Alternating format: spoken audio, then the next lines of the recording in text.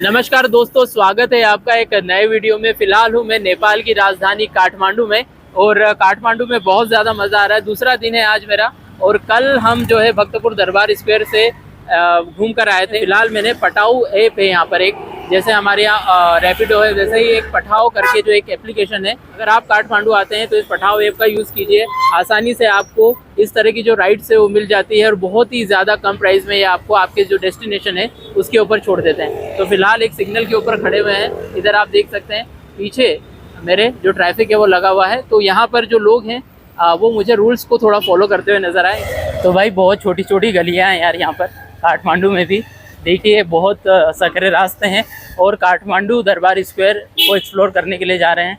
तो अभी मैं पाटन दरबार स्क्वायर से आया हूँ और मैंने वहाँ पर वापस से पठाऊ ऐप से ये राइड जो है वो बुक कर ली। काफ़ी कन्वीनियंट है। देखिए इससे क्या होता है ना, आपका समय बहुत ज़्यादा बच जाता है। अगर इसकी जगह आप कोई और साधन यूज़ करते, बस से आने की कोशिश करते, सिटी बसेस भी चलती हैं, लेकिन अगर आप सोचिए कि बस से आते तो यहाँ पर आने में आपको कितना ज़्यादा टाइम लगता और पता नहीं आपको वो बस कहाँ पर छोड़ती है, आपको बहुत ज़्यादा पूछना पड़ता।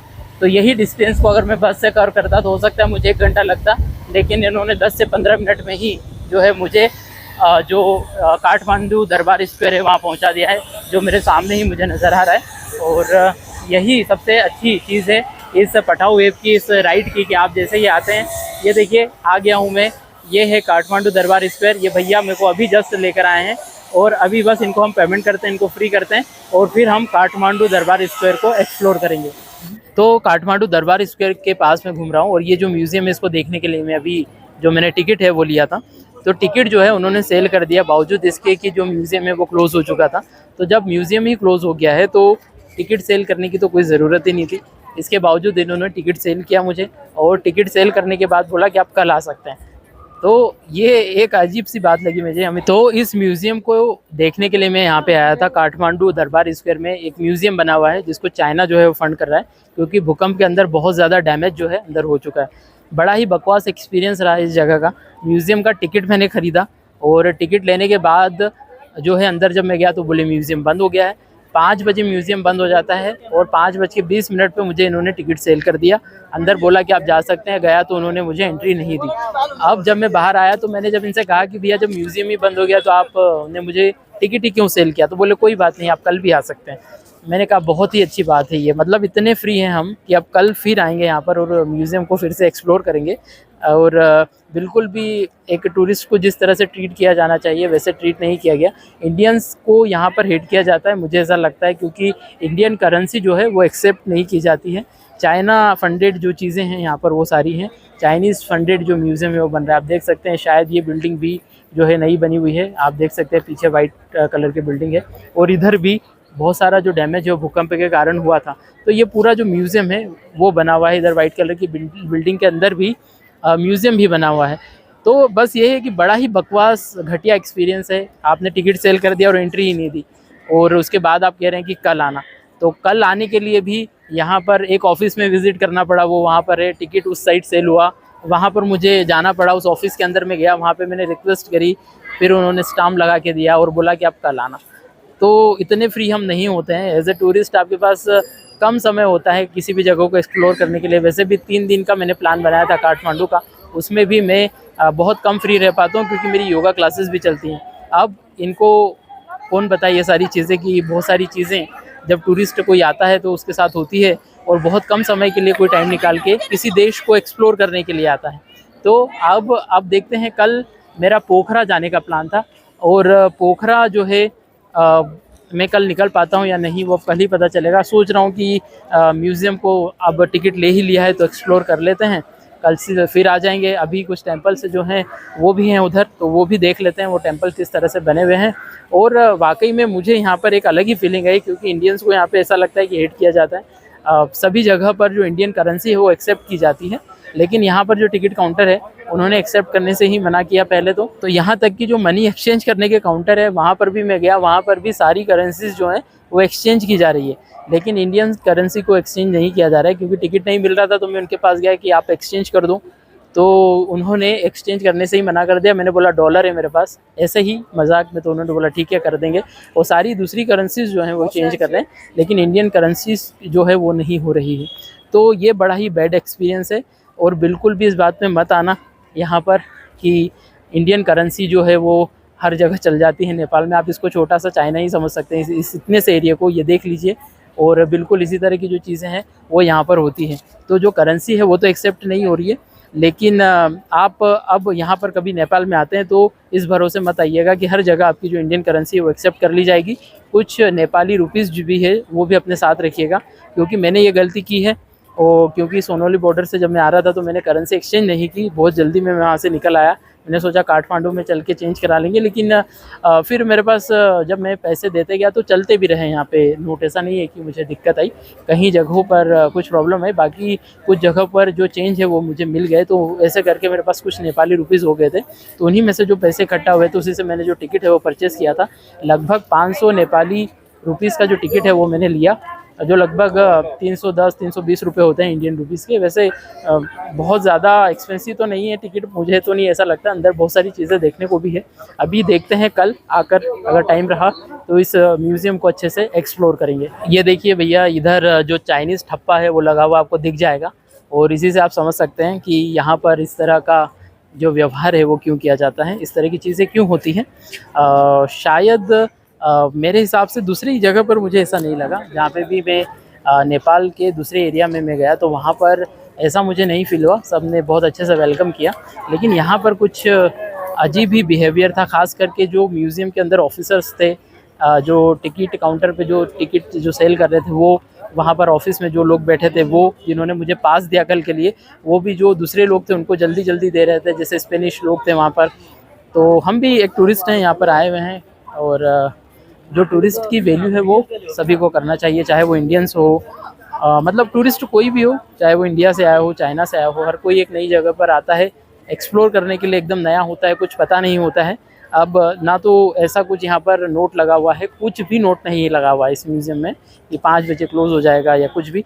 और क्लोज़ हो भी रहा है तो आप टिकट ही सेल मत कीजिए, बड़ा ही बैड एक्सपीरियंस है। कहीं पे भी दूसरे म्यूज़ियम्स में हम जाते हैं तो वहाँ पे टिकट ही सेल नहीं की जाती अगर वो म्यूज़ियम बंद हो रहा है तो। लेकिन यहाँ पर टिकट भी सेल कर दी और म्यूज़ियम भी एक्सप्लोर नहीं करने दिया, और ऊपर से कह दिया कि भैया आप कल आना।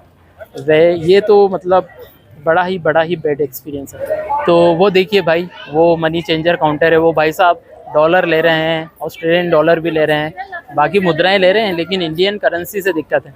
तो इंडियन करेंसी चेंज नहीं हो रही है यहाँ पे। अगर आपके पास नहीं है तो आप बाहर से काठमांडू में कहीं पे भी चेंज करा लो। सबसे बेस्ट है कि जो नेपाल में जहाँ से आप एंट्री करते हैं जिस बॉर्डर पे, वहाँ पर अगर हो रही है तो आप चेंज करा लीजिए। इस भरोसे मत आइए कि हर जगह आपकी जो इंडियन करेंसी है वो एक्सेप्ट कर ली जाएगी। अगर एक्सेप्ट की भी जाएगी तो फिर उसकी वैल्यू उस हिसाब से नहीं होगी। जहाँ 1.1 रुपये की जो कीमत है वो 1.6 है, तो यहाँ पर आपको 1.4 या 1.3 के हिसाब से जो है वो हिसाब किताब करना पड़ेगा। इसीलिए इस चीज़ का आप ध्यान रखें।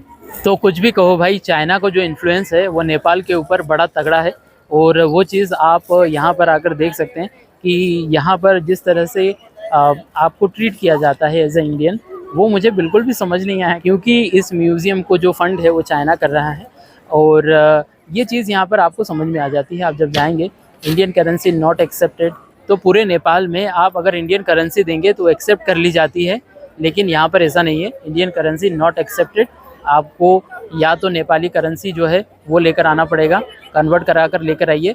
और गज़ब बात यह है कि यहाँ पर जो मनी चेंज करने वाले हैं, मनी चेंजर हैं, मनी एक्सचेंजर हैं, वहाँ पर भी उन शॉप्स पे भी आप जाएंगे तो वो भी इंडियन करेंसी चेंज नहीं करके दे रहे हैं। वो सिर्फ डॉलर चेंज कर रहे हैं, दूसरी करेंसी जो हैं उनको चेंज कर रहे हैं, लेकिन इंडियन करेंसी को चेंज नहीं किया जा रहा। तो ये गलत है। ऊपर से टिकट भी सेल कर दी जाती है। हालांकि ये हो सकता है टिकट सेल करने के पीछे रीज़न क्योंकि इनको भी जो फ़ंड है वो जनरेट करना है, और वो फ़ंड जो है टूरिस्ट जब अमाउंट पे करते हैं तो उसी से जो है जनरेट होता होगा। तो ये वो टिकट भी सेल कर देते हैं। म्यूज़ियम क्लोज़ होने के बाद भी जो टिकट्स हैं उसको सेल कर देते हैं, और फिर कह देते हैं कि भैया आप कल आइएगा। तो फिर देखते हैं भाई, अगर कल टाइम रहा हमारे पास तो इस जगह को एक्सप्लोर करने के लिए ज़रूर आएंगे। इंडियन करेंसी एक्सेप्ट ना करने का कारण जो है वो चाइना ही हो सकता है, क्योंकि ये चाइनीज़ फंडेड एक प्रॉपर्टी है, आप ये कह सकते हैं। और चाइना जो है जहाँ पर भी लोन देता है वो उस जगह को अपना ही मान लेता है। कुछ ऐसा ही होता है, हम देखते हैं जहाँ पे भी चाइना फंड करता है तो ये सारी चीज़ें जो हैं वो होती हैं। तो हो सकता है कि जो इंडियन करेंसी ना लेने का कारण ये हो क्योंकि इसमें चाइना के भी जो शेयर हैं वो होते होंगे, चाइना को भी कुछ पैसा जाता होगा, जो भी टूरिस्ट यहाँ पर एक्सप्लोर करते होंगे उसमें से कुछ अमाउंट शायद चाइना रखता होगा। तो हो सकता है एक रीज़न ये भी हो कि जो चाइनीज़ हैं वो नहीं एक्सेप्ट करना चाहते हो इंडियन करेंसीज़ और वो नेपाली करेंसी में ही जो अमाउंट है वो लेना चाहते हों। तो खैर कारण जो भी हो, एज ए टूरिस्ट मुझे यहाँ पे दिक्कत हुई है। सबसे बड़ी बात ये है पूरे नेपाल में एक्सपीरियंस अच्छा रहा है। परेशानी इस बात की है कि टिकट ले लिया है लेकिन फिर भी म्यूज़ियम नहीं विज़िट करने दिया है, तो ये मुझे बहुत गलत लगा है। तो काठमांडू दरबार स्क्वायर के बाहर यहाँ पे कुछ रेस्टोरेंट शॉप्स वगैरह भी हैं और कुछ इस तरह की छोटी छोटी दुकानें जो हैं वो लगती हैं। आप देख सकते हैं परमानेंट दुकानें तो नहीं है लेकिन ये दुकानें लगाई जाती हैं और यहाँ पर ये सारा जो सामान है वो मिलता है। तो ये इस तरह की जो सारी चीज़ें हैं आप अगर चाहें तो यहाँ से ले सकते हैं और आगे भी बहुत सारी दुकानें जो हैं वो इसी तरह से हैं। तो यहाँ पर ये बहुत सारे जो हैंडीक्राफ्ट हैं वो आपको नज़र आ रहे होंगे मेरे पीछे, आप देख सकते हैं ये सारे जो हैंडीक्राफ्ट हैं वो रखे हुए हैं और थोड़े से एक्सपेंसिव हैं मार्केट के हिसाब से, लेकिन फिर भी आप इनको ले सकते हैं एक मेमोरी के हिसाब से। जब भी देखेंगे इन सब चीज़ों को तो आपको याद आएगा कि आप नेपाल कभी आए थे और आपने ये सारी चीज़ें जो हैं वो खरीदी थी। ये दिखाना जरूरी है सर। क्या चीज़ें? नेपाली नेशनल, ये नेपाली खुकरी जो कि नेपाल का सबसे खतरनाक और फेमस वेपन है, ये भैया बता रहे हैं नेपाली खुकरी। तो ये नेपाली खुकरी जो नेपाल का जो सबसे खतरनाक वेपन है, आप देखते हैं कि गोरखा जो लोग हैं वो ये यूज़ करते थे। ये नीचे भी आप देख सकते हैं इस तरह की जो खुकरी है, तो ये इनका एक नेशनल वेपन है, आप ये कह सकते हैं। इसको जो है बहुत ज़्यादा जो नेपाली जो सेना के लोग थे या नेपाली जब भी वॉर करते थे तो इस तरह के जो वेपन्स है उनका ज़्यादा से ज़्यादा जो इस्तेमाल है वो करते थे। क्या कीमत है भैया इसकी? ये पड़ेगा आपको 4500 रुपीज़ का जो है इस तरह की जो कुकरी है यहाँ पे मिल रही है। तो भाई उसके अलावा ये एक छोटा वाला ये जो है कुकरी वो भी है, इसकी कीमत कम है, 700 रुपीज़ का है ये और काफ़ी ज़्यादा शार्प है ये, बहुत ज़्यादा अगर किसी को लग जाए तो वाकई में बहुत ख़तरनाक चोट इससे लग सकती है। तो ये जो है ये नेपाल का जो नेशनल वेपन है इसको कुकरी कहा जाता है। ये अगर हमने देखा है कई जगहों पर ये सारी चीज़ें जो गोरखा राइफल हैं इंडियन आर्मी में भी उनकी जो बंदूक होती है उसके साथ भी ये आता है और उनके साथ जो कुकरी है वो हमेशा होती है। तो भाई कोई नेपाली सॉन्ग है उसकी जो शूटिंग है वो यहाँ पर चल रही है और देख सकते हैं ये जो काठमांडू दरबार स्क्वायर है वही एरिया है ये पूरा। यहाँ पे बहुत सारे टेम्पल्स हैं और अंदर वो मंदिर को मैं अभी विज़िट करके आया तो अभी भी बहुत सारे मंदिर जो है वो बचे हुए हैं, उनको भी देखना बाकी है। तो काठमांडू दरबार स्क्वायर जो जगह है वहीं पर मैं घूम रहा हूँ और मंदिर भी यहाँ पर बहुत सारे, जैसा कि मैं बता चुका हूँ, एक मस्ट विजिटिंग प्लेस मैं बोल सकता हूँ इसको।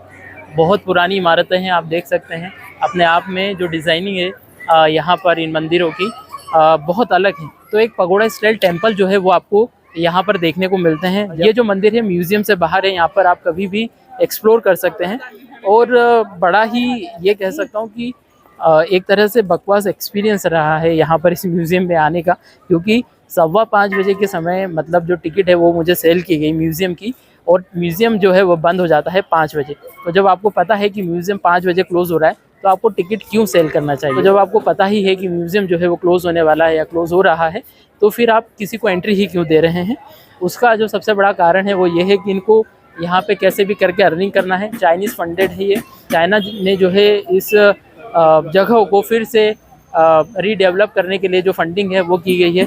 चाइनीज़ एड भी लिखा हुआ है, पहले ही बड़े बड़े बैनर्स जो हैं वो लगे हुए हैं म्यूज़ियम में एंट्री करने से पहले ही, जो मेन बिल्डिंग है वहाँ पर।